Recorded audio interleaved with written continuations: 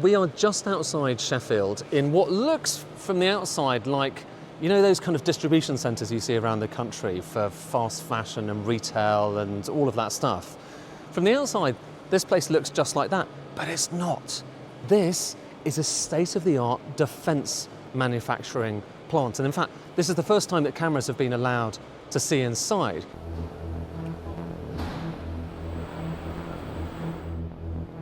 Now, this might actually be one of the cleanest, to some extent emptiest, manufacturing spaces I've ever been in. But actually, all the space you can see around me, it's here for a purpose, because this is all about the future of defence. And that future, to some extent, looks a little bit like the past.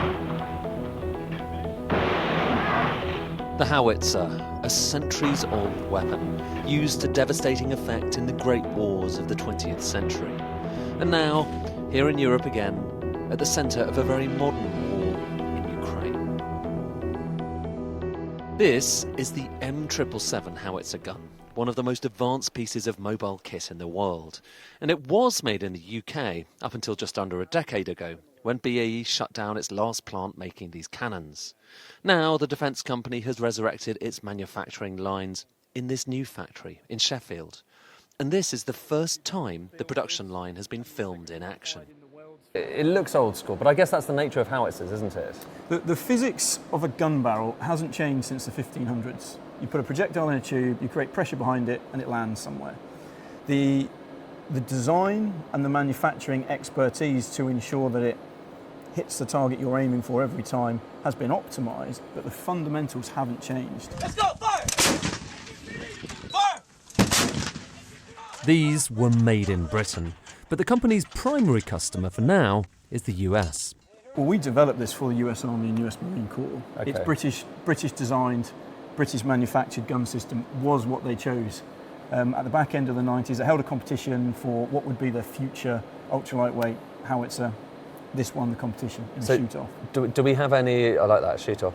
So that it literally was a shoot-off. It was literally a shoot-off. What does a shoot-off involve? You're having to be as accurate as possible? Not every military would select a gun on that. There were other criteria, commercial, technical, assessment criteria, but it culminate also in a live fire test. So you put your money where your mouth is. Wow. Okay, that's really cool. But we, the British Army, do we have any of these? We don't have any in the British Army.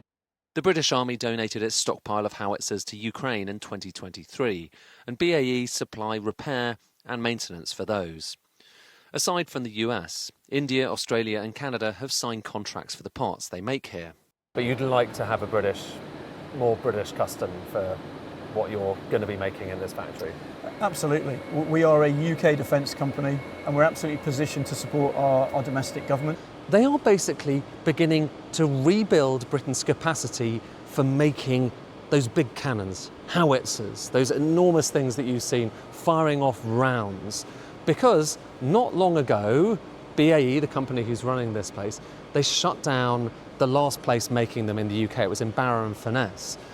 But they've realised, because at the time it looked like no one wanted big guns anymore. But then, of course, we all know what's happened next. You've had Ukraine, you've had people realising that alongside all those drones you see in Ukraine, you also need big guns, and you still do, unfortunately.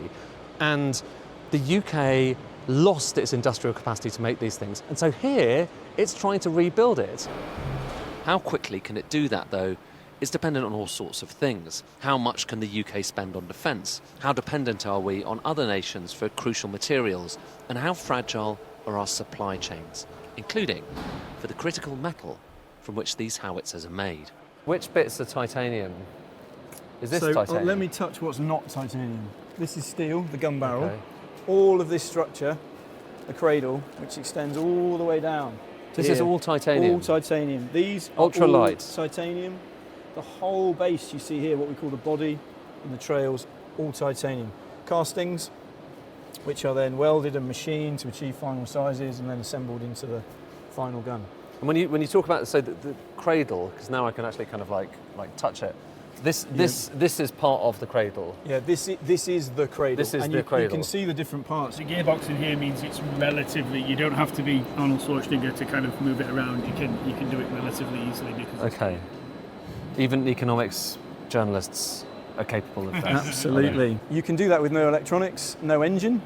Therefore, if you are in an operational environment, that has no infrared signature. That is mad. The reason that the kind of vast emptiness of this place is significant, it's not accidental, it's not necessarily a sign that this place isn't getting orders. It's designed for expansion. And if you're thinking about where the UK is at the moment, where other countries around the world are at the moment, what are they doing?